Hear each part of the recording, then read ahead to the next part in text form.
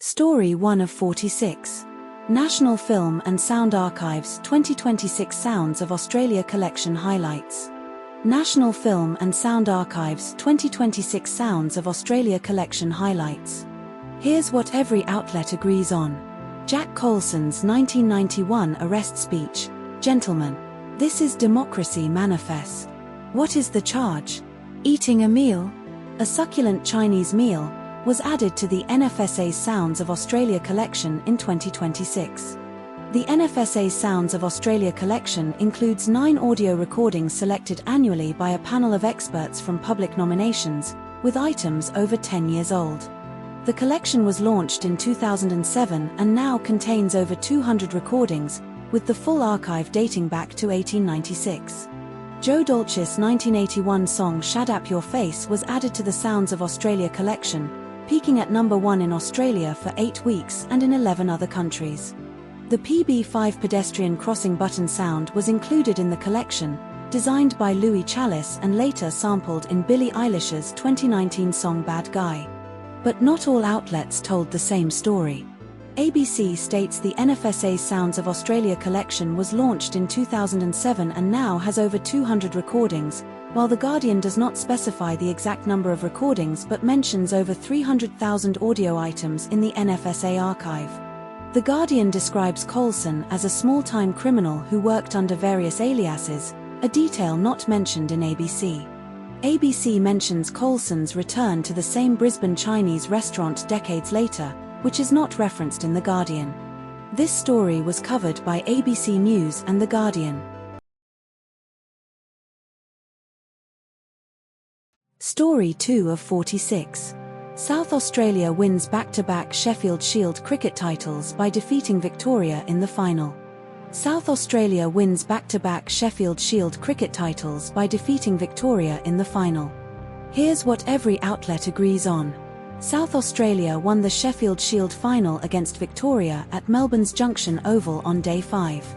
The match was decided on the 5th and final day, with South Australia needing 5 wickets and Victoria 94 runs away from victory. South Australia won by 56 runs, Victoria scored 139, South Australia required 196. Liam Scott took 3 wickets for South Australia, 3-32, and was named Shield Player of the Year. Henry Thornton took the final 2 wickets of Will Sutherland and Fergus O'Neill for South Australia.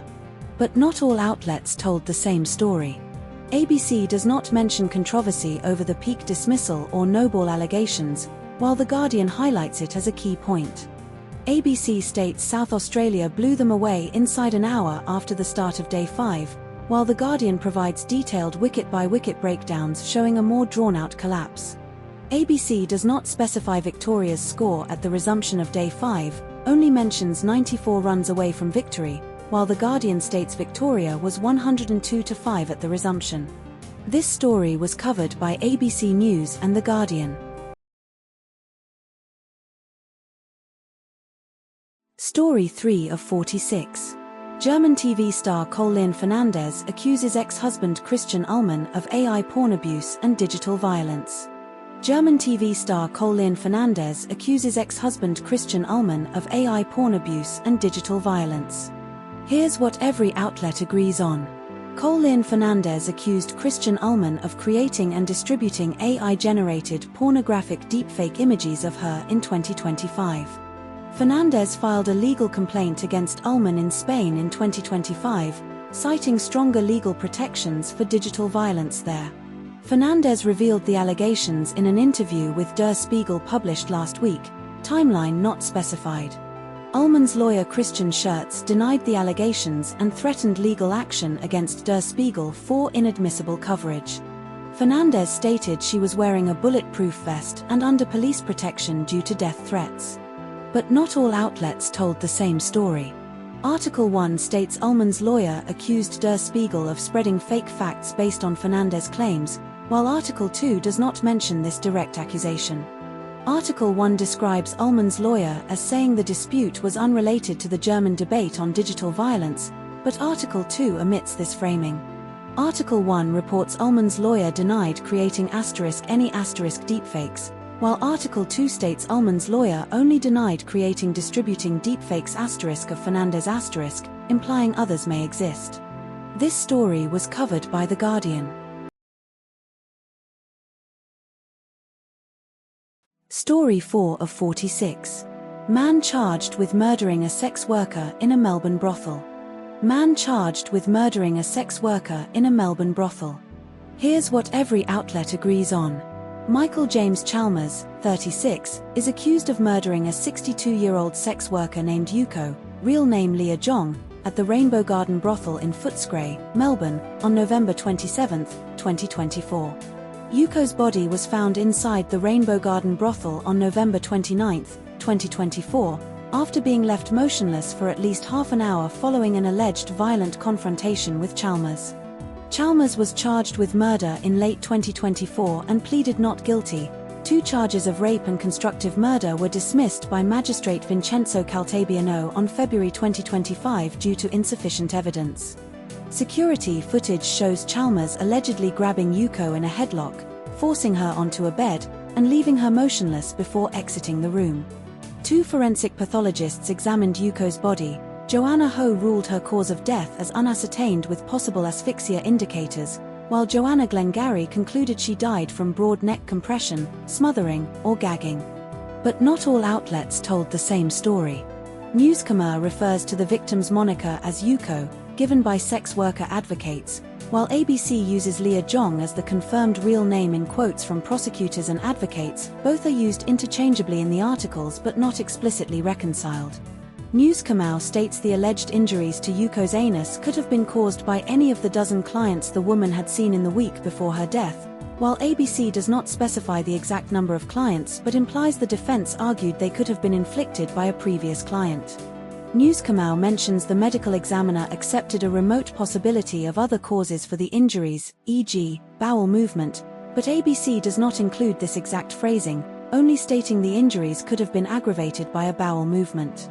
This story was covered by ABC News and news.com.au. Story 5 of 46.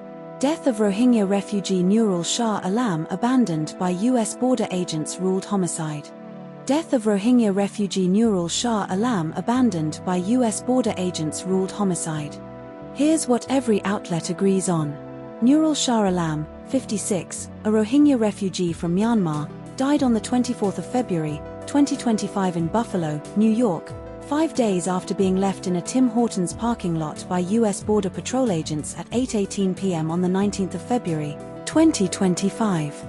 The Erie County Medical Examiner ruled Shah Alam's death a homicide on the 31st of March, 2025, citing complications of a perforated duodenal ulcer precipitated by hypothermia and dehydration as the cause. Shah Alam was visually impaired, unable to speak English, and wore only detention booties when left in the parking lot, with temperatures below freezing. Shah Alam was arrested on the 15th of February, 2025 after entering a residential backyard in Buffalo's Black Rock neighborhood, where he was tasered and charged with felony assault, burglary, and criminal mischief. Shah Alam was released from Erie County custody on the 19th of February, 2025 and transferred to Border Patrol custody before being dropped off at Tim Hortons without notification to his family or attorney. But not all outlets told the same story. Article 1 states Shah Alam was arrested on the 19th of February, 2025, while Article 2 clarifies he was arrested on the 15th of February, 2025. Article 1 does not mention Shah Alam's plea deal or the specific charges reduced, while Article 2 details the plea deal on the 9th of February, 2025 reducing charges to criminal trespass and misdemeanor possession of a weapon.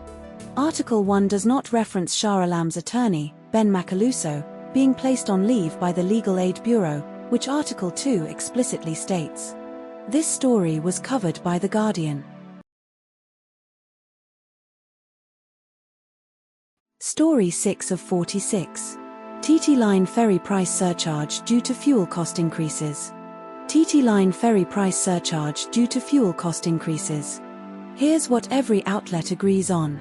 TT Line announced a 15% fuel surcharge on new Spirit of Tasmania ferry tickets effective immediately, tomorrow. The surcharge applies to passengers travelling between Victoria and Tasmania, excluding existing bookings. TT Line chairman Ken Konofsky stated fuel prices increased by 80%, costing the company an estimated $50 million in projected losses. A family of 4 traveling with a car and caravan faces an additional $228 surcharge each way. 2 adults traveling with a car in a porthole cabin face an extra $107 surcharge each way. But not all outlets told the same story. ABC reports the surcharge for 2 adults with a caravan could be up to $228, while Newscomau does not specify a range but states it is $228 each way without qualification.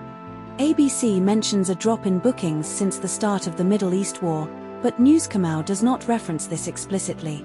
ABC states the surcharge is a temporary measure only without further qualification, while Newscomau emphasizes the unsustainable nature of the increase but does not contradict the temporary framing.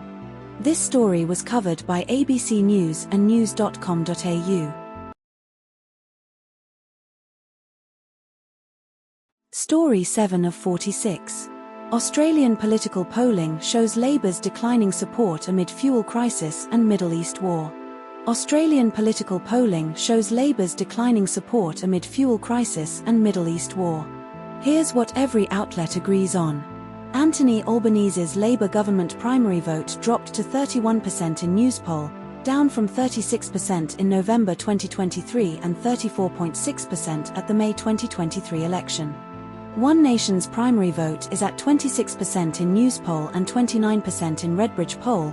Both sources report recent figures. The Coalition's primary vote is at 21% in Newspoll and 17% in Redbridge poll, record low. 72% of voters disapprove of US military action against Iran, reported by both sources. Anthony Albanese announced Australia will underwrite the purchase of additional fuel cargoes to address shortages. But not all outlets told the same story. Article 1 reports One Nation's primary vote at 26%, slightly down from previous, while Article 2 reports it at 29%, up from previous.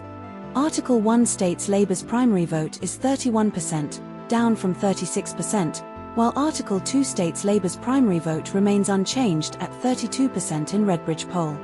Article 1 reports the Coalition's primary vote at 21%, but Article 2 reports it at a record low of 17% in Redbridge poll. This story was covered by news.com.au. Story 8 of 46. US-Iran war escalation and Trump's threats to destroy Iranian infrastructure if ceasefire fails. US-Iran war escalation and Trump's threats to destroy Iranian infrastructure if ceasefire fails. Here's what every outlet agrees on. Donald Trump threatened to obliterate or blow up Iran's Karg Island, which handles 90% of Iran's oil exports, if a ceasefire deal is not reached by April 6, ABC, Guardian, Newscomau. Iran's Foreign Ministry spokesperson Esmail Baghaei called US peace proposals excessive, unrealistic, and irrational, ABC, Guardian. Thousands of US troops, including 2,500 Marines, have arrived in the Middle East, with additional forces preparing for potential future operations, ABC, Guardian. Oil prices are on track for a record monthly rise, with Brent crude up 54% since March, Guardian. Israel and the US launched strikes on Iranian targets, while Iran retaliated with attacks on Kuwait and Israel, Guardian, Newscomau. But not all outlets told the same story. ABC reports Iran's Foreign Ministry spokesperson Esmail Baghaei called US proposals unrealistic, illogical, and excessive, while The Guardian reports he called them excessive, unrealistic, and irrational, minor wording difference. The Guardian states Spain closed its airspace to US planes, but ABC does not mention this specific action. ABC reports Iran's parliamentary speaker Mohammad Bagher Ghalibaf called for a Janfada operation, while The Guardian does not mention this term or context. This story was covered by ABC News, The Guardian, and news.com.au. Story 9 of 46. F1 safety crisis after Oliver Bearman's high-speed crash at Japanese Grand Prix due to new energy regulations. F1 safety crisis after Oliver Bearman's high-speed crash at Japanese Grand Prix due to new energy regulations. Here's what every outlet agrees on. Oliver Bearman escaped a 50G impact crash at Suzuka Circuit in Japan after his Haas car hit barriers at 307 km/h 191 mph while avoiding Franco Colapinto's Alpine. The closing speed between Bearman's car, boost mode, and Colapinto's, energy recovery, was 50 km/h, a scenario predicted before the season began. Bearman suffered only bruising despite the crash, while his car was heavily damaged. Ayao Komatsu, Haas team principal, called the incident a lucky escape and stated it could have been a lot worse. Carlos Sainz, Williams, warned that similar crashes could be far deadlier on high-speed circuits like Baku, Singapore, or Las Vegas due to lack of runoff space. But not all outlets told the same story. Article 1 states Bearman's speed was 307 km/h 191 mph when he hit the barriers, while Article 2 states he was traveling at 190 mph when he went off track, though both agree on the 50G impact. Article 1 does not mention Bearman's direct quote about the crash being scary, while Article 2 includes it. Article 1 focuses extensively on technical solutions, e.g., superclipping adjustments, power distribution splits, without naming specific stakeholders beyond the FIA, while Article 2 omits these technical details. This story was covered by The Guardian. Story 10 of 46. Angus Taylor's car theft and coalition's fuel excise protest amid political context. Angus Taylor's car theft and coalition's fuel excise protest amid political context. Here's what every outlet agrees on. Angus Taylor's car was stolen on March 27 from an address in Canberra's inner south. The stolen vehicle was located later that day in Turner, a North Canberra suburb. ACT policing confirmed the theft and took the car for forensic examination. Investigation remains ongoing. Taylor was due to attend a coalition press conference at a petrol station on March 27 to criticize the Albanese government's fuel excise policy. Taylor appeared at the press conference alongside Nationals leader Matt Canavan and Senator Bridget McKenzie. But not all outlets told the same story. SMH states Taylor's car was empty and left running into the red, while Newscomau does not mention fuel levels or running status. SMH implies the car theft was the reason for Taylor's shirtless appearance, but Newscomau does not address this detail. SMH includes a secondary story about Gina Reinhardt's pack attendance and Joe Hockey's activities, which Newscomau omits entirely. This story was covered by news.com.au and Sydney Morning Herald. Story 11 of 46. NSW fuel price enforcement crackdown amid global supply crisis. NSW fuel price enforcement crackdown amid global supply crisis. Here's what every outlet agrees on. NSW Fair Trading issued 93 penalty notices to service stations for fuel price mismatches between advertised and actual Bowser prices, ABC, Newscomau, Guardian. About 75% of NSW service stations, 800+ stations, were inspected as part of a compliance blitz in April, ABC, Newscomau, Guardian. The NSW Fuel Check app website saw daily users surge from 10,000 to 500,000 by late March, ABC, Newscomau.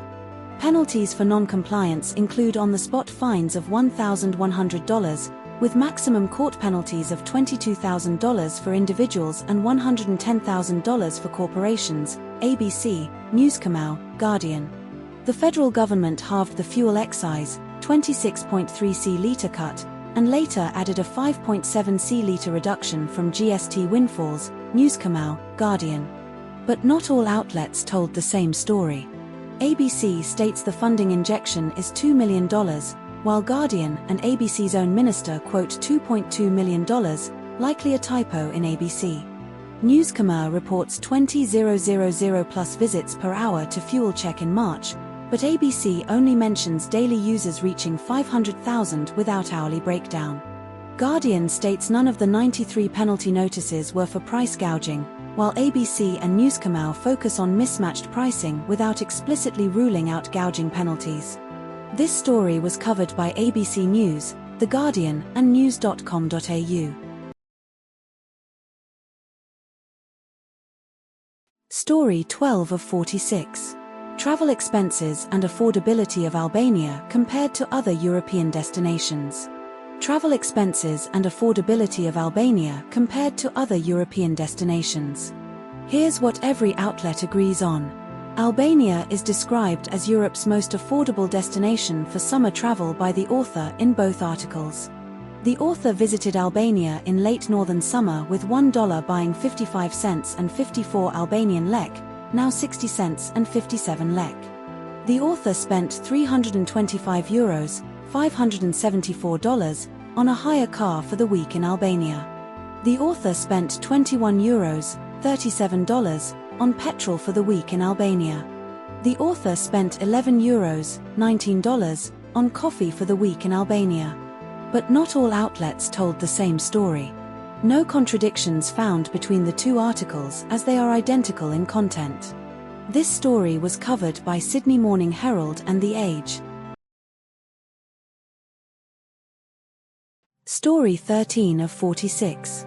Climate change threatens extinction of superb fairy wren within 30 to 40 years. Climate change threatens extinction of superb fairy wren within 30 to 40 years. Here's what every outlet agrees on. Researchers predict the superb fairy wren species could go extinct between 2059 and 2062 due to climate change impacts, under intermediate and very high greenhouse gas emission scenarios. The superb fairy wren population at the Australian National Botanic Gardens in Canberra experienced a 50% mortality rate in 1 year, 2024, the largest loss recorded in a single 12-month period. Another group of superb fairy wrens, 8 kilometers away in Mount Ainslie foothills, recorded a 70% mortality rate over the winter of 2025. The study was published in the journal Nature and involved researchers from the Australian National University and James Cook University. The superb fairy wren was named Australia's favourite bird in contests conducted by The Guardian in 2013 and 2021. But not all outlets told the same story. ABC states the study was published after a 50% mortality rate in 2024, while The Guardian does not specify the year of the 50% mortality rate but links it to last year, implying 2025. ABC mentions the study was based on data from the Australian National Botanic Gardens in Canberra, while The Guardian does not explicitly state this location but refers to Canberra's Botanic Gardens. ABC reports the pied currawong population decline as a potential positive for fairy wrens, while The Guardian does not mention this predator decline or its implications. This story was covered by ABC News and The Guardian. Story 14 of 46. Sydney gym shooting investigation with 3 charged men. Sydney gym shooting investigation with 3 charged men. Here's what every outlet agrees on. A shooting occurred outside a gym on Steer Road, Gregory Hills, Sydney's southwest at 8:30 a.m. on December 5, 2025. 2 masked men fired 12 shots at a 48-year-old man outside the gym. He escaped uninjured. The shooters fled in a red Range Rover SUV with cloned number plates, later found abandoned in bushland near Macquarie Grove Road, Cobbitty. Police recovered clothing, masks, cloned number plates, and 2 pistols from the bushland near the ditched car. A 40-year-old man was charged with shooting with intent to murder and knowingly directing a criminal group, arrested in Parramatta. But not all outlets told the same story. Newscomau does not mention the alleged target's name, Stephen Halliby, as reported by ABC. ABC specifies the 32-year-old was charged with contribute criminal activity while Newscomau does not include this charge. Newscomau states the 38-year-old was arrested on Tuesday and set to face bail division court on Wednesday, but ABC does not specify the exact date for the 38-year-old's court appearance. This story was covered by ABC News and news.com.au. Story 15 of 46. Affordable flight options to Europe from Australia in 2026 amid Middle East instability. Affordable flight options to Europe from Australia in 2026 amid Middle East instability. Here's what every outlet agrees on. A business-class return flight from Melbourne to London with Etihad in mid-April to early May costs $4,881, nearly $2,000 cheaper than Emirates Premium Economy for the same route and dates. Economy class fares to Europe via Asia-based carriers, e.g., Air China, Malaysia Airlines, Qantas, Turkish Airlines, range between $1,295, Melbourne-London, and $2,599, Melbourne-Rome, for mid-2026 departures. China-based carriers and Vietnam Airlines offer sub-$10,000 return business class fares to Europe, while Qantas, Singapore Airlines, Japan Airlines, ANA, and Turkish Airlines start at $12,000 for the same. Mark Trim, Complex Travel Group, provides mixed class fares like Brisbane-Manila, Economy, to London, Business, for $5,900 via Oman Air, or ANA to Paris-Vienna, Business, for $6,500. Travel via the US, e.g., American Airlines, United, for business class costs $12,664 to $13,551 in mid-2026, significantly higher than Asian routes. But not all outlets told the same story. No contradictions found between the two sources. This story was covered by Sydney Morning Herald and The Age.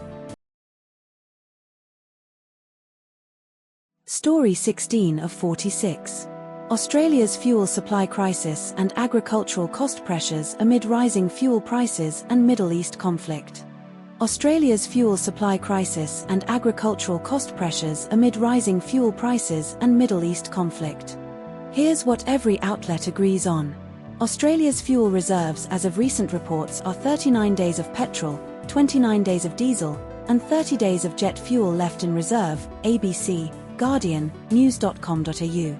In New South Wales, 150 service stations were without diesel, ABC, Guardian, down from 182, ABC, or 184, news.com.au, in prior days.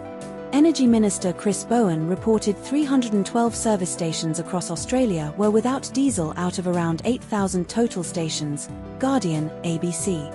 More than 50 ships are en route to Australia to replenish fuel supplies, Guardian, news.com.au. The federal government has halved the fuel excise tax, contributing to a reduction in petrol prices to around $2.20 per litre in most capital cities, Guardian, news.com.au. But not all outlets told the same story. ABC reports 36 stations in NSW were completely out of fuel, down from 48, while news.com.au states 48 stations were entirely out of stock, down from 184. ABC claims 182 NSW stations were out of diesel on Thursday, but news.com.au says 184 were out of fuel, not specifying diesel. The Guardian reports 32 fewer NSW stations were out of diesel on Saturday morning compared to Friday, while ABC does not provide a direct comparison for the same time frame. This story was covered by ABC News, The Guardian, and news.com.au. Story 17 of 46. 7.4 magnitude earthquake near Indonesia triggers tsunami alerts across Asia-Pacific. 7.4 magnitude earthquake near Indonesia triggers tsunami alerts across Asia-Pacific. Here's what every outlet agrees on. A 7.4 magnitude earthquake struck the Molucca Sea region at 9:48 a.m. AEDST, local time, on Thursday, 35 kilometers deep, 127 to 130 kilometers west-northwest of Ternate Island, Indonesia. The U.S. Geological Survey, USGS, reported the quake's epicenter between islands in the Molucca Sea, with aftershocks reaching up to magnitude 5. The Pacific Tsunami Warning Center issued warnings of possible tsunami waves, 0.3 m/1 above tide level, affecting Indonesia, the Philippines, and Malaysia within 1,000 kilometers of the epicenter. Japan's meteorological agency stated there was no expected tsunami damage to Japan despite possible slight sea level changes. Australia's Bureau of Meteorology confirmed no tsunami threat to Australia's coastline or territories. But not all outlets told the same story. ABC reports one confirmed death in Manado from falling rubble, but Guardian and Newscomau do not mention any fatalities. Guardian states initial USGS magnitude was 7.8 before revision, while Newscomau and ABC only reference the final 7.4 magnitude. ABC reports 0.3m tsunami waves in West Halmahera and 0.2m in Bitung, BMKG data, but Newscomau and Guardian do not specify these exact measurements. This story was covered by ABC News, The Guardian, and news.com.au. Story 18 of 46. Former Home Affairs Secretary Michael Pezzolo's removal over alleged misconduct and influence peddling. Former Home Affairs Secretary Michael Pezzolo's removal over alleged misconduct and influence peddling. Here's what every outlet agrees on. Michael Pezzolo was sacked as Secretary of the Department of Home Affairs in November 2023 after a confidential report found he breached the government's code of conduct at least 14 times. The inquiry report by former Australian Public Service Commissioner Linnell Briggs described Pezzolo's conduct as ill-advised, reckless, and a step too far in terms of the boundaries of normal public service practice. Pezzolo engaged with Liberal power broker Scott Briggs over many years, seeking to influence ministerial appointments and machinery of government arrangements to his advantage. Pezzolo failed to declare a conflict of interest in the granting of a $79,500 government contract to Scott Briggs' company DPG Advisory in 2021. The inquiry report was obtained by former Independent Senator Rex Patrick after an 18-month to 2-year Freedom of Information battle and was initially withheld by the government. But not all outlets told the same story. No contradictions found between the sources regarding core factual claims. This story was covered by The Guardian, Sydney Morning Herald and The Age. Story 19 of 46. Australian aid worker Zomi Frankcom's death in Gaza IDF strike and ongoing investigation. Australian aid worker Zomi Frankcom's death in Gaza IDF strike and ongoing investigation. Here's what every outlet agrees on. Zomi Frankcom, 43, and 6 other World Central Kitchen aid workers were killed in an Israeli drone strike on their humanitarian convoy in Gaza on April 1, 2024.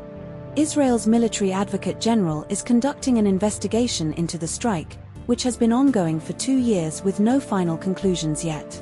Former Australian Defence Chief Mark Binskin's 2024 report found a significant breakdown in situational awareness and serious failures in IDF procedures, but ruled the strike was not knowingly or deliberately directed against the convoy. The IDF dismissed 2 officers and reprimanded 3 others over the strike, acknowledging it violated rules of engagement. The Frankcom family has demanded access to the unedited drone audio footage and a personal apology from Israel, which has not been provided. But not all outlets told the same story. The Guardian and ABC both report the Frankcom family has not received a personal apology or compensation, but Israel's ambassador Hillel Newman claims sympathy has been expressed without specifying details. The Guardian states Israel's ambassador Hillel Newman denied the investigation was shelved, while the ABC reports the Frankcom family claims there are no updates and the case remains open despite other high-profile cases being closed. The Guardian cites CPJ's rejection of Israel's claims about journalist deaths in Gaza, while The Guardian's own article includes Newman's direct dismissal of these figures as exaggerated without independent verification. This story was covered by ABC News, The Guardian, and news.com.au. Story 20 of 46. Kieran Foran's debut as Manly Sea Eagles interim head coach and his first NRL match against the Dolphins. Kieran Foran's debut as Manly Sea Eagles interim head coach and his first NRL match against the Dolphins. Here's what every outlet agrees on. Kieran Foran took over as Manly Sea Eagles head coach after Anthony Seibold was sacked on Friday, the 12th of April, 2024. Foran's first match as head coach is against the Dolphins at Redcliffe on Thursday night, the 18th of April, 2024. Foran is 35 years old and is among the youngest to take charge of an NRL side this century. 9 of Foran's former Manly teammates remain at the club from his 2022 season. Foran has only made one forced change for the Dolphins match, insisting he will not rip up Manly's squad. But not all outlets told the same story. Article 1 states Foran took over this week after Seibold's sacking, while Article 2's live blog implies the sacking happened just days ago without specifying the exact timing. Article 1 mentions Foran's first match is on Thursday night, unspecified date, while Article 2's live blog explicitly states it is the 18th of April, 2024. Article 1 does not mention the Dolphins being favourites, while the live blog in Article 2 explicitly states Dolphins do come into this match as favourites. This story was covered by ABC News. Story 21 of 46. US government shutdown over DHS funding dispute with focus on ICE and CBP exclusion. US government shutdown over DHS funding dispute with focus on ICE and CBP exclusion. Here's what every outlet agrees on. The US Department of Homeland Security, DHS, has been without funding since mid-February 2024 after Democrats refused to approve appropriations without new guardrails on ICE and CBP operations. The Senate passed a compromise measure funding most of DHS, excluding ICE and parts of CBP, on unspecified date, which House Republicans initially rejected in favor of a 60-day full DHS funding bill. House Speaker Mike Johnson and Senate Majority Leader John Thune agreed to advance the Senate's DHS funding bill, excluding ICE-CBP, after abandoning the House's 60-day bill, which Senate Democrats threatened to block via filibuster. The partial shutdown caused security lines at major airports to stretch for hours in March 2024 due to TSA agents going weeks without pay, though lines shortened after President Trump signed an executive order ensuring TSA paychecks. Republicans plan to use budget reconciliation to fund ICE and CBP separately, bypassing the filibuster, with Senate Budget Committee Chair Lindsey Graham leading the effort. But not all outlets told the same story. Article 1 states the House's pro forma session lasted just shy of 3 minutes on Thursday morning, while Article 2 does not mention the duration of the session. Article 1 implies Thune's rejection of the House bill was unanimous due to no lawmakers present, but Article 2 omits this detail entirely. Article 1 highlights Trump's executive order ensuring TSA paychecks as a temporary fix, while Article 2 does not specify Trump's role in resolving TSA pay issues beyond mentioning the order. This story was covered by The Guardian. Story 22 of 46. Sam Kerr's reported transfer from Chelsea to US NWSL club Denver Summit. Sam Kerr's reported transfer from Chelsea to US NWSL club Denver Summit. Here's what every outlet agrees on. Sam Kerr is a 32-year-old Matildas captain and Chelsea striker with an expiring contract at season's end. Network 10 reported Kerr has signed with Colorado-based NWSL expansion club Denver Summit after 6 seasons at Chelsea. Kerr posted on Snapchat denying the move, "Don't believe everything you read in the media, man, they know a decision before me." Chelsea retweeted Kerr's Snapchat response through its official X channel. Kerr has scored 110 goals in 153 matches for Chelsea since joining in 2019. But not all outlets told the same story.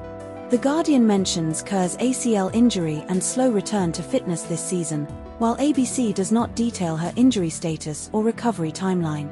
The Guardian states Chelsea's Champions League exit was on Wednesday night, but ABC refers to Thursday AEDT for the second leg.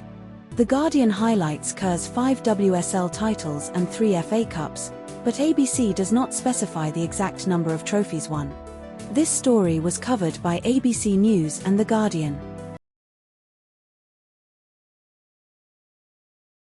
Story 23 of 46. Rabbitohras legend Nathan Merritt's cancer battle and return to NRL game for Legacy Bell.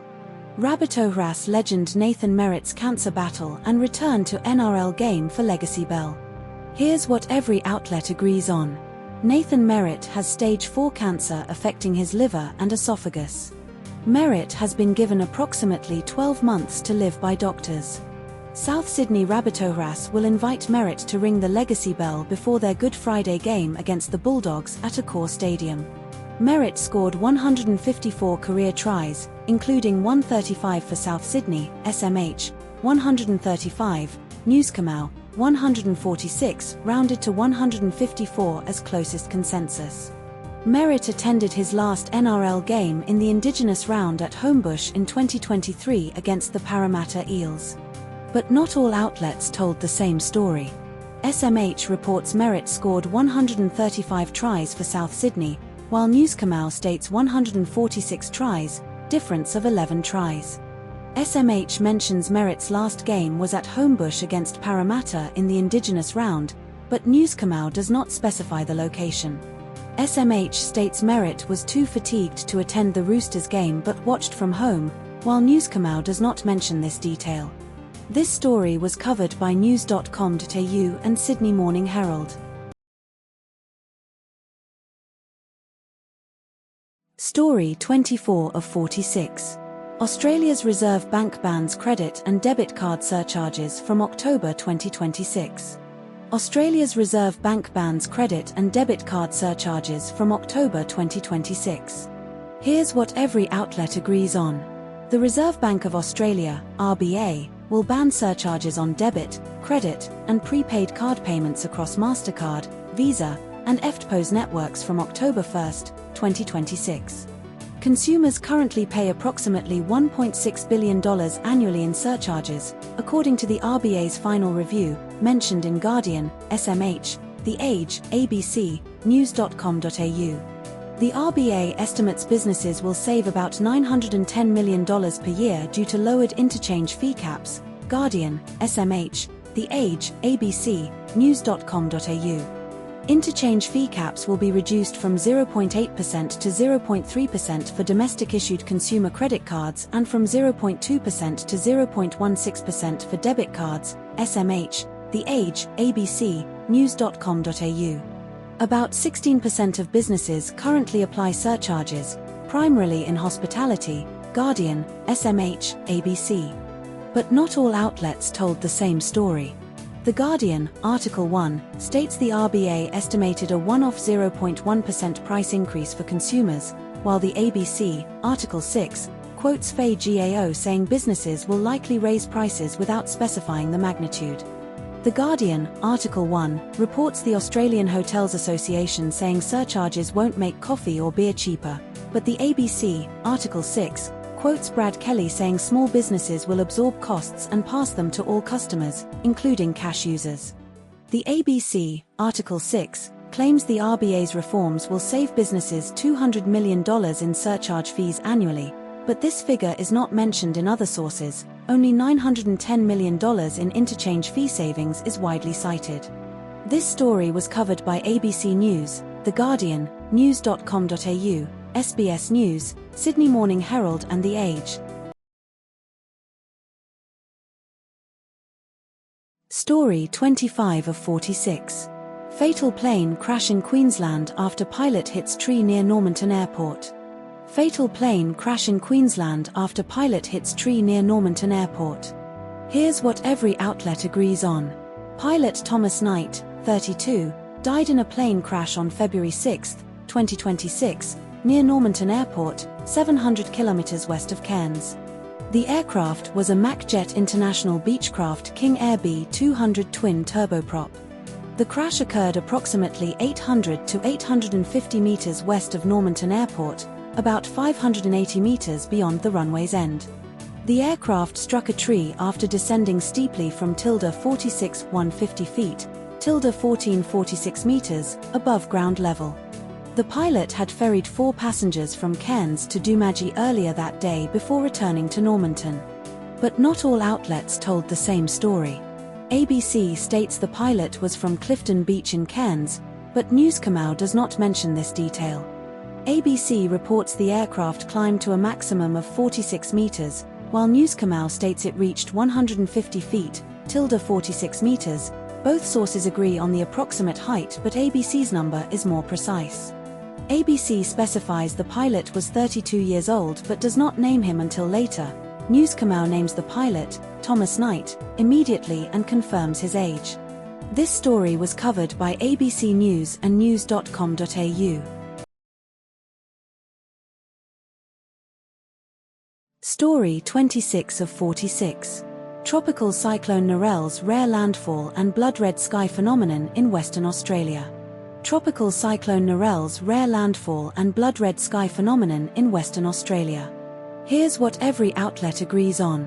Tropical Cyclone Narelle made landfall in Western Australia on Friday, the 27th of March, 2013, near Exmouth, about 900 kilometers north of Perth.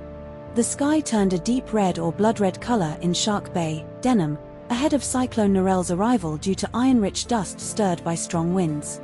The red sky was caused by iron-rich, rust-colored soil from the Pilbara region being lifted by Cyclone Narelle's winds and carried to Shark Bay. Cyclone Narelle was the first storm in over 20 years to make landfall in 3 of Australia's states or territories. The phenomenon lasted several hours, beginning around midday and clearing shortly after the wind picked up and rain arrived. But not all outlets told the same story. Guardian, Article 1, does not mention cloud cover's role in intensifying the red hue, while ABC emphasizes it as a key factor. Guardian, Article 3, cites Jessica Lingard, BOM, as the expert source, but ABC cites Angus Hines, BOM senior forecaster, as the primary explainer. ABC reports the cyclone made landfall in the Food Bowl region, unspecified, while Guardian, Article 3, specifies Exmouth as the exact location. This story was covered by ABC News and The Guardian. Story 27 of 46. Legal battle over suppression of Bondi terrorist Naveed Akram's family identities. Legal battle over suppression of Bondi terrorist Naveed Akram's family identities. Here's what every outlet agrees on. Naveed Akram, 24, is charged with 59 offenses including 15 counts of murder and 1 count of committing a terrorist act allegedly inspired by ISIS. Sajid Akram, 50, Naveed's father, was shot and killed by police at the Bondi Hanukkah festival on the 14th of December, 2023. Judge Hugh Donnelly denied a 40-year suppression order over Naveed Akram's mother, brother, and sister's names and addresses in Downing Centre Local Court on the 21st of March, 2024. A photograph of Naveed Akram's driver's license revealing his Bonnyrigg home address was posted on social media within hours of the 14th of December attack. Media organisations including Nine, News Corp Australia, ABC, and Guardian Australia collectively opposed the suppression order. But not all outlets told the same story.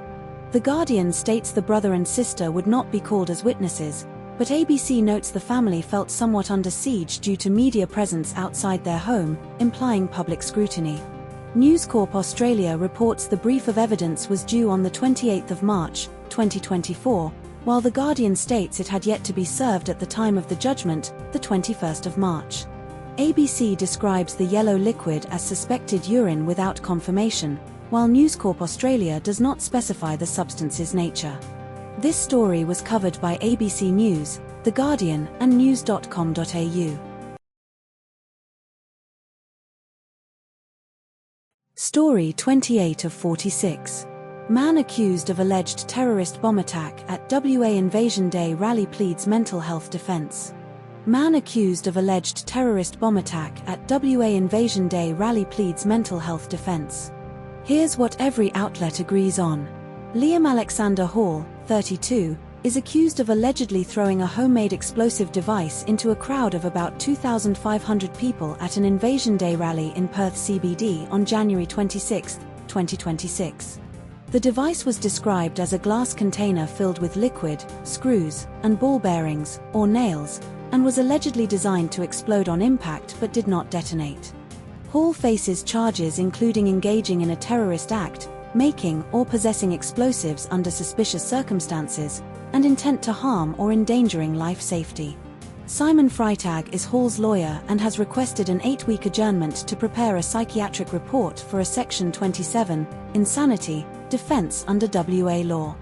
Hall is currently detained at Perth's Frankland Centre, a criminal psychiatric facility, and is awaiting a psychiatric assessment. But not all outlets told the same story. ABC and News Corp Australia both mention Hall was accused of engaging in a terrorist act, but ABC specifies the charge was the first in WA history while News Corp Australia does not emphasise this uniqueness. The Guardian states Hall allegedly threw the device off a balcony, while ABC and News Corp Australia do not mention this detail. ABC and News Corp Australia both report Hall's lawyer requested an 8-week adjournment, but The Guardian specifies the adjournment was until May 27, while ABC and News Corp Australia mention May 26. This story was covered by ABC News, The Guardian, and news.com.au. Story 29 of 46. Australia's fuel supply crisis amid Middle East conflict and global shipping disruptions. Australia's fuel supply crisis amid Middle East conflict and global shipping disruptions. Here's what every outlet agrees on. 53 to 55 ships carrying fuel are en route to Australia, arriving this month, ABC, 53, SMH Thej, 55. 3.7 billion litres of fuel are on board these ships, ABC. Australia's monthly fuel consumption is roughly 4.5 billion litres, ABC. 410 service stations are out of diesel and 145 to 193 are out of unleaded petrol, ABC, 410-145, SMH Thej, 410-193. The federal government halved the fuel excise by 26.3 cents per litre, ABC, with premiers later agreeing to an additional 5.7 cents per litre cut until June 30. But not all outlets told the same story. ABC reports 145 stations are out of unleaded petrol, while SMH Thej report 193 stations, ABC, 145, SMH Thej, 193. ABC states 48 NSW stations are out of stock entirely, but SMH Thej do not specify regional shortages by state. ABC's Matt Barry claims 3.7 billion litres doesn't cover a month's consumption, 4.5b, while SMH Thej focus on supply diversification without direct consumption comparisons. This story was covered by ABC News, Sydney Morning Herald and The Age. Story 30 of 46. Australian government response to Middle East war-induced fuel crisis and price spikes. Australian government response to Middle East war-induced fuel crisis and price spikes. Here's what every outlet agrees on. Anthony Albanese delivered a rare national address to the nation on Wednesday evening, April 3, to address the fuel crisis caused by the Middle East conflict, interrupting live broadcasts on all radio and television networks. The federal government halved the fuel excise on petrol and diesel by 26.3 cents per litre for 3 months, effective April 1, reducing the tax from 52.6 cents to 26.3 cents per litre. The heavy vehicle road user charge was reduced to zero for 3 months to support truck drivers, costing the government an additional $53 million in lost revenue. National Cabinet agreed to a 4-stage national fuel security plan, with Australia currently at Stage 2, keeping Australia moving. Australia currently has about 39 days worth of petrol, 30 days worth of diesel, and 30 days worth of jet fuel in reserve, with all shipments through May secured. But not all outlets told the same story. The Guardian and ABC both report that the excise cut will cost the government $2.55 billion, but The Guardian also notes that the opposition estimated the excise cut alone would cost $1.5 billion, implying a discrepancy in costing. The Guardian reports that the ACCC showed the excise cut was passed on to retail prices at the vast majority of petrol stations after 6 weeks in 2022, while ABC notes that the excise cut was passed on almost immediately in 2024, with some stations adjusting prices on the first day. The Guardian reports that the National Farmers Federation president, Hamish McIntyre, was skeptical of the fuel excise reduction, while ABC does not mention any skepticism from farmers regarding the excise cut. This story was covered by ABC News, The Guardian, news.com.au, SBS News, Sydney Morning Herald and The Age. Story 31 of 46. Romanian nationals charged for targeting elderly shoppers in Queensland shopping centres with wallet scams. Romanian nationals charged for targeting elderly shoppers in Queensland shopping centres with wallet scams. Here's what every outlet agrees on. 3 Romanian nationals, 2 men aged 49 and 42, 1 woman aged 29, were arrested in 8 Mile Plains on the 28th of March, 2024 for allegedly stealing from elderly victims at Queensland shopping centres. Victims were aged between 70 and 94 and targeted at shopping centres in Kenmore, Chermside, Strathpeen, North Lakes, Buddina, Caloundra, and Laidley. The trio allegedly distracted victims by claiming they had dropped their wallets before stealing cards for fraudulent use. Nearly $20,000 was seized from a unit complex in 8 Mile Plains during the arrests. The 49-year-old man and 29-year-old woman were charged with multiple counts of fraud and stealing, 5 and 8 counts respectively, and refused bail. But not all outlets told the same story. No contradictions found between the two sources. This story was covered by ABC News and news.com.au. Story 32 of 46. Queensland Rail industrial action disrupting train services in April 2024. Queensland Rail industrial action disrupting train services in April 2024. Here's what every outlet agrees on. Queensland Rail confirmed no trains ran between Darra and Rosewood, Ipswich Rosewood Line, and between Central and Cleveland, Cleveland Line, on April 1 due to industrial action. The Rail, Tram and Bus Union, RTBU, and Electrical Trades Union, ETU, members took protected industrial action on April 1, affecting train control and electricians respectively. About 5,600 rail workers are covered under enterprise bargaining negotiations that began in January 2024, with over 500 claims made by unions. Queensland Rail warned commuters to expect disruptions on April 1 and 2 due to industrial action, with around 300 services cancelled on April 1. A major 23-day rail shutdown for upgrades and maintenance is scheduled from April 3 to April 26, affecting Sunshine Coast, Caboolture, Redcliffe, Doomben, Shorncliffe, Airport, Gold Coast, and Beenleigh corridors. But not all outlets told the same story.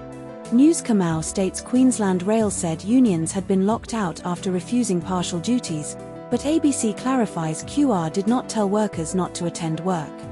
News Kamau reports RTBU estimated 200 train control staff participated in the strike, while ABC does not provide this specific number.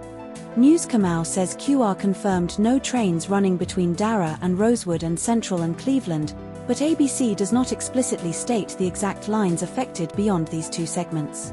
This story was covered by ABC News and news.com.au.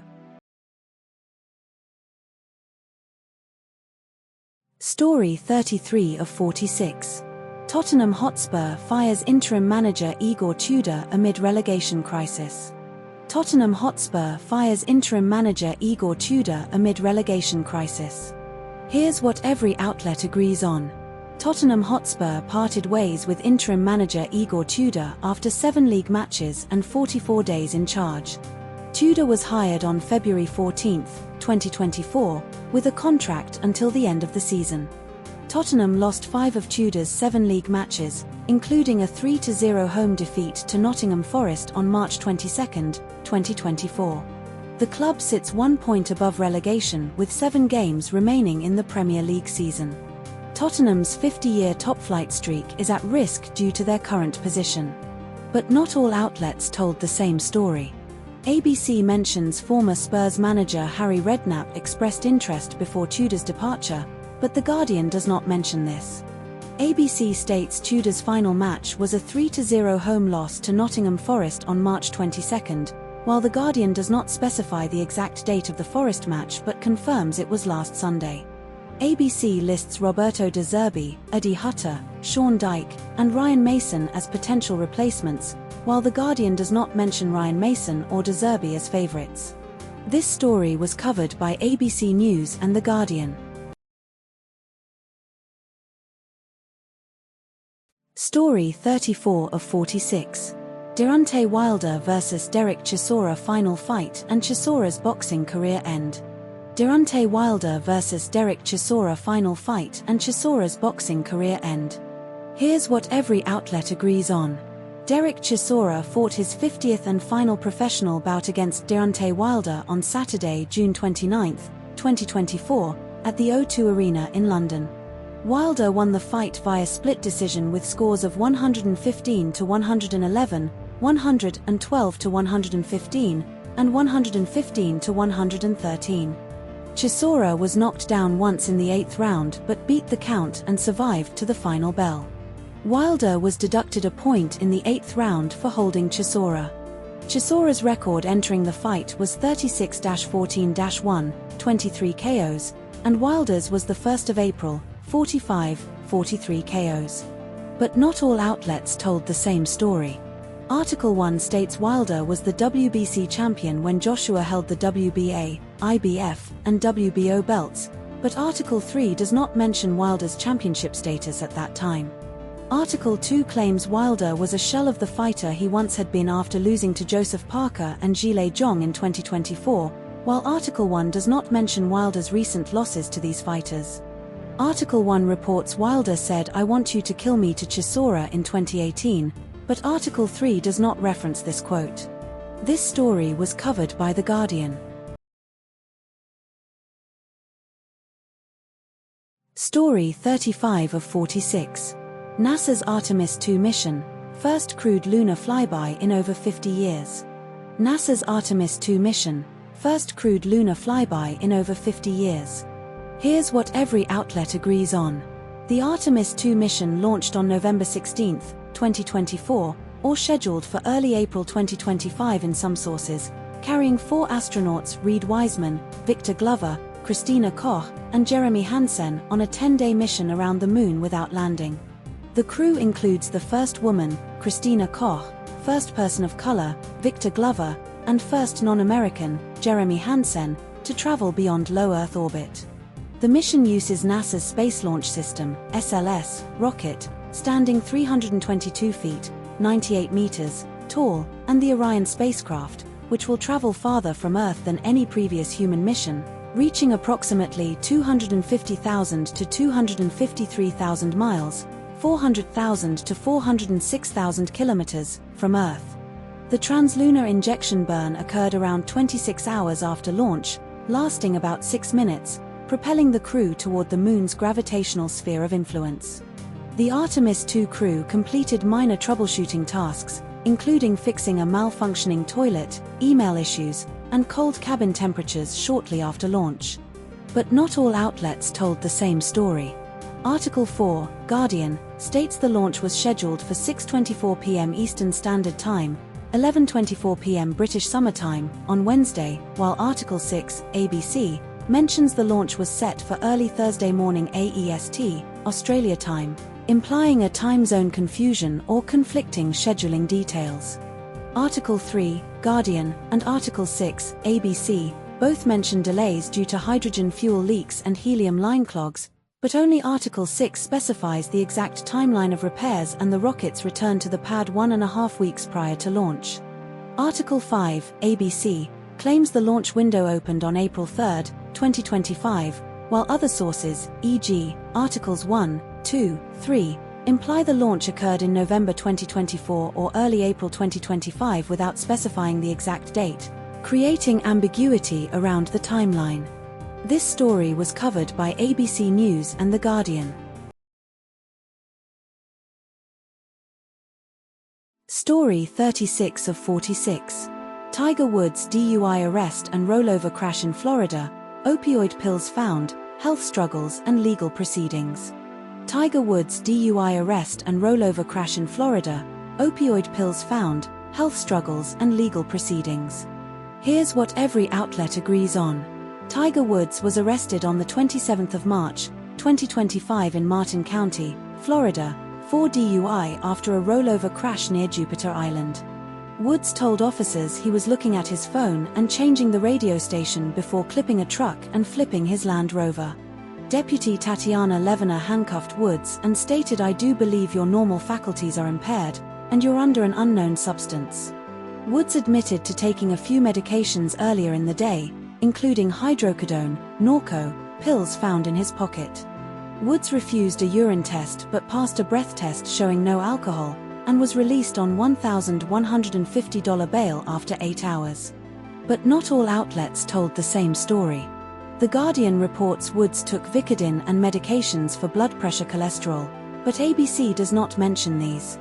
ABC states Woods was granted leave to enter treatment by a judge the day after arrest, while The Guardian does not mention this. The Guardian reports the crash caused $5,000 in damage, but ABC reports $7,254 in damage. This story was covered by ABC News and The Guardian. Story 37 of 46. Federal judge dismisses most of Blake Lively's sexual harassment claims against Justin Baldoni in It Ends With Us case. Federal judge dismisses most of Blake Lively's sexual harassment claims against Justin Baldoni in It Ends With Us case. Here's what every outlet agrees on.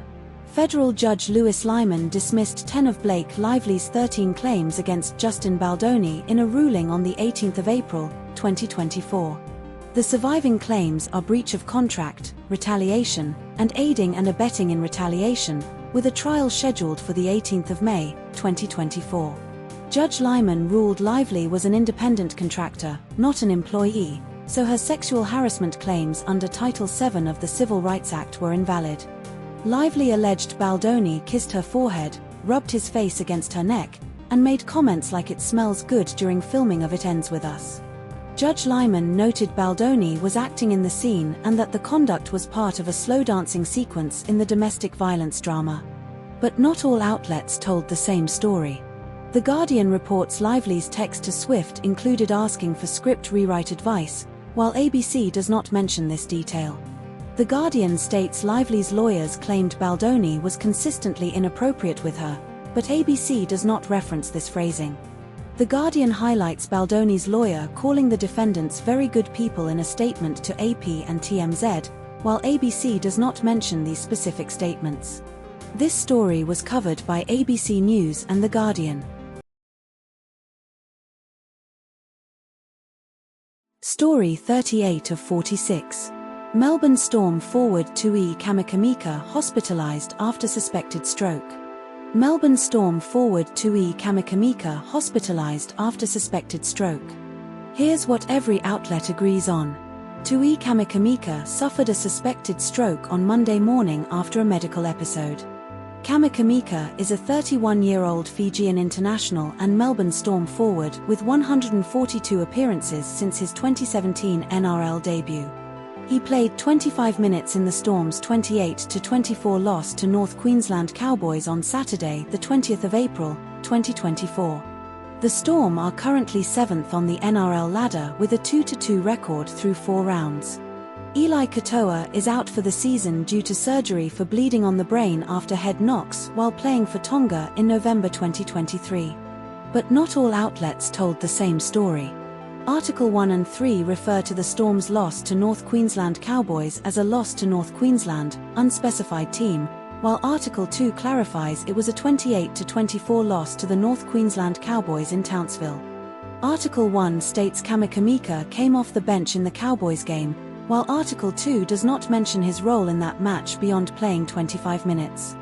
Article 1 mentions the Storm are without superstars Eli Katoa, head knocks, and Xavier Coates, Achilles, but Article 2 and 3 only mention Eli Katoa's absence. This story was covered by ABC News and news.com.au. Story 39 of 46. Donald Trump's escalating tensions with NATO allies over Iran war and US military actions in the Gulf. Donald Trump's escalating tensions with NATO allies over Iran war and US military actions in the Gulf. Here's what every outlet agrees on. Donald Trump publicly criticized Australia for not offering military support in the Strait of Hormuz standoff, calling it surprising. Anthony Albanese, Australia's PM, avoided direct criticism of Trump's actions, instead emphasizing Australia's lowest possible profile. Trump threatened to never forget which NATO allies supported the US in the Strait of Hormuz crisis. Keir Starmer, UK PM, stated he would not buckle under Trump's pressure regarding military involvement in the Gulf. Trump suggested the US may withdraw from NATO, stating we don't need people that join wars after we've won. But not all outlets told the same story. Article 1 states Trump's military escalation in the Gulf is like Korea, Vietnam, Iraq and Afghanistan, a disaster, while Article 2 suggests Trump may invade Iran with troops or escalate further. Article 1 implies Australia is keeping its head down but sticking with allies, while Article 2 claims Australia's blithe commitment to AUKUS and the US-Australia alliance becomes more reckless. Article 1 argues Albanese is starting to exercise Australia's agency by avoiding Trump's pressure, but Article 2 says Albanese steered well clear of criticising Trump and did not reassure Australians. This story was covered by The Guardian. Story 40 of 46. Fair Work Commission abolishes junior pay rates for 18 to 20-year-olds in Australia. Fair Work Commission abolishes junior pay rates for 18 to 20-year-olds in Australia. Here's what every outlet agrees on. The Fair Work Commission abolished junior pay rates for workers aged 18 and over in retail, fast food, and pharmacy sectors. Around 500,000 young Australians will benefit from the wage increase, phased over 4 years. Workers aged 20 were previously paid 90% of the adult rate, 19-year-olds 80%, and 18-year-olds 70%. The changes apply to the General Retail Industry Award, Fast Food Industry Award, and Pharmacy Industry Award. The first wage adjustments are scheduled to begin in December 2024. But not all outlets told the same story. The Guardian mentions employer groups arguing that overhauling junior pay rates would deter hiring, but SBS does not mention this employer perspective. The ABC states the first wage adjustments are scheduled to begin in December, while The Guardian does not specify a start date beyond the 4-year phase-in. The Guardian includes a quote from Treasurer Jim Chalmers, but SBS and ABC do not mention his comments. This story was covered by ABC News, The Guardian and SBS News. Story 41 of 46. Israel's parliament approves death penalty for Palestinians convicted of lethal attacks. Israel's parliament approves death penalty for Palestinians convicted of lethal attacks. Here's what every outlet agrees on. Israel's parliament passed legislation making the death penalty by hanging the default punishment for West Bank Palestinians convicted of nationalistic killings or acts of terror against Israelis, effective within 30 days, ABC, Guardian 1, Guardian 3. The law applies only to future cases and is not retroactive, sparing Palestinians freed in recent ceasefire deals, ABC, Guardian 3. Itamar Ben-Gvir, Israel's far-right national security minister, spearheaded the bill and wore a noose-shaped lapel pin during debates, ABC, Guardian 3. The Association of Civil Rights in Israel filed a petition challenging the law, calling it discriminatory by design, ABC. The UN and European nations, UK, France, Germany, Italy, condemned the law, warning it violates international law and human rights, Guardian 3. But not all outlets told the same story. Guardian 1 claims Israel's prison system is a network of torture camps with over 80 Palestinian deaths since October 2023, while ABC does not provide a specific death toll or describe conditions as torture camps. Guardian 1 argues the law is part of a long-term policy of dehumanization and systemic violence, but ABC frames it as a years-long push by Israel's far right without detailing historical context beyond recent events. Guardian 3 states the law closes off avenues for appeal or clemency for Palestinians under occupation, while ABC notes clemency is still possible for Israeli citizens tried in Israeli courts, though not for West Bank Palestinians. This story was covered by ABC News and The Guardian. Story 42 of 46. Western Australia faces severe mouse plague threatening agriculture and homes. Western Australia faces severe mouse plague threatening agriculture and homes. Here's what every outlet agrees on. CSIRO Research Officer Steve Henry is warning about unprecedented mouse plague levels in Western Australia's cropping zones, Midwest, Wheatbelt, Goldfields Esperance. Mouse numbers in WA grain paddocks exceed 200 to 300 per hectare, with some areas reporting up to 8,000 per hectare, ABC and Newscomau. Mice are chewing through food containers, plastic, milk cartons, in regional homes, with residents reporting unprecedented infestations, ABC. Farmers are encouraged to bait before seeding crops to prevent yield losses, particularly in canola and cereals, ABC and Newskamau. Steve Henry visited WA in 2022 when mouse numbers were high, but this year's outbreak is worse, ABC. But not all outlets told the same story. ABC reports mice numbers in WA grain paddocks are at 200 to 300 per hectare, with some at 8,000, while Newskamau states 4,000 burrows per hectare, implying higher density, but does not specify exact mouse counts for comparison. ABC does not mention federal bait restrictions, but Newskamau states farmers require a federal exemption for ZP50 bait. ABC highlights widespread home infestations with specific examples, e.g., pantry mice, plastic containers, while Newskamau focuses solely on agricultural impacts without home infestation details. This story was covered by ABC News and news.com.au. Story 43 of 46. Victorian government expands device bans in all schools starting 2027. Victorian government expands device bans in all schools starting 2027. Here's what every outlet agrees on. Victorian public and private, including Catholic, schools will ban internet-enabled smartwatches and wireless headphones from Term 1 2027, January 27, 2027, under new legislation. Mobile phones have been banned in Victorian public schools since 2020, with the policy expanded to all schools starting 2027. Smartwatches with notifications, internet connection, or recording functions will be restricted during school hours. Education Minister Ben Carroll stated the phone ban led to increased student focus, improved socialization, and fewer device-related incidents. The policy applies to all 233 independent schools, 12 Catholic schools, and public schools in Victoria. But not all outlets told the same story.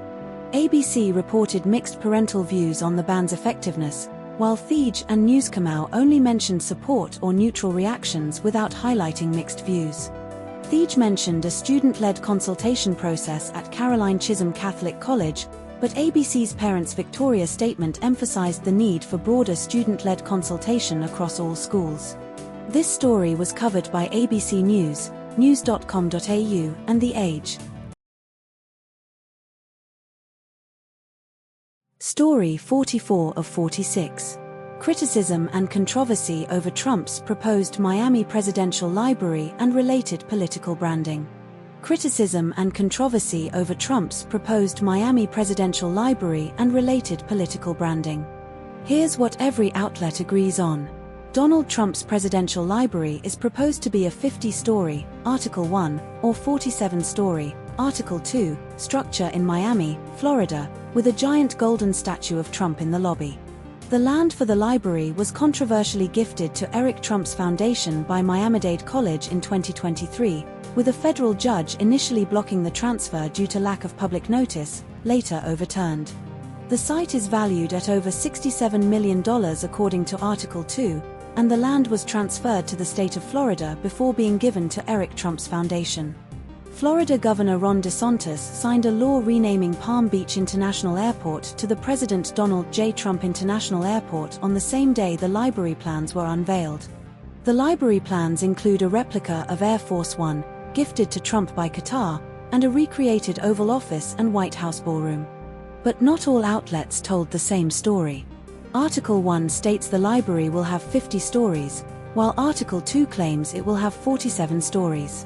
Article 1 does not mention Trump's statement that the project is likely to be a hotel, while Article 2 directly quotes Trump saying, "I don't believe in building libraries or museums.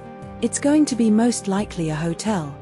Article 1 does not reference the Obama Presidential Center's budget escalating to $850 million or its alleged gentrification impacts, which Article 2 includes. This story was covered by The Guardian. Story 45 of 46. 13-year-old girl charged in Melbourne anti-Semitic crime spree involving car thefts and assaults. 13-year-old girl charged in Melbourne anti-Semitic crime spree involving car thefts and assaults. Here's what every outlet agrees on. A 13-year-old girl from Melbourne's Bayside area was charged with 52 offences including reckless conduct endangering serious injury, multiple thefts, theft of motor vehicles, burglary, handling stolen goods, and threatening physical harm based on a protected attribute, anti-Semitism.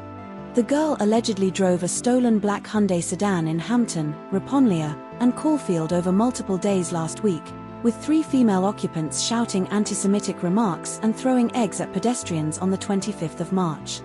On the 28th of March, the Hyundai allegedly swerved towards Jewish families crossing Hotham Street and Glen Era Road in Ripponlea, narrowly missing them at around 7 p.m.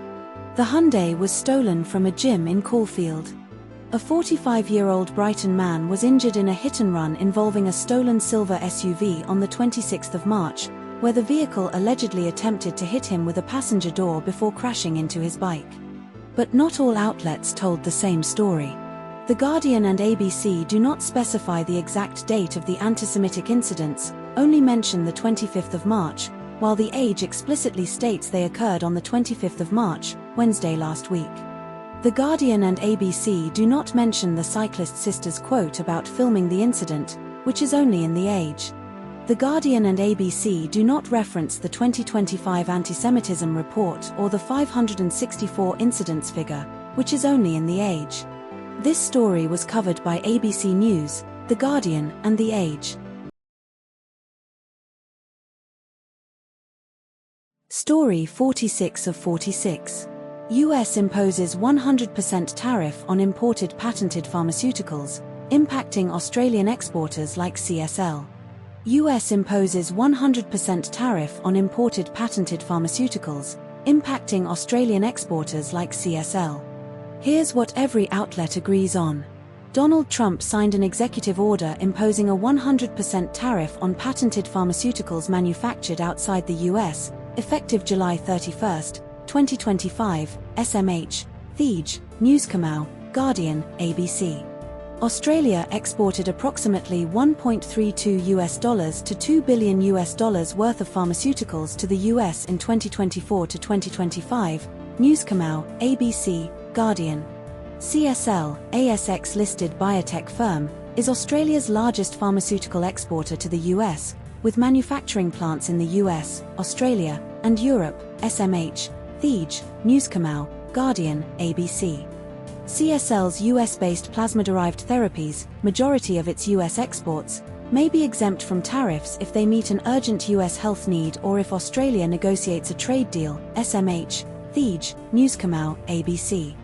Companies moving production to the US can reduce tariffs to 20%, or 0 if granting most favored nation drug pricing status, with 120 days for large firms and 180 days for smaller ones, SMH, Thij, Newscomau, Guardian, ABC.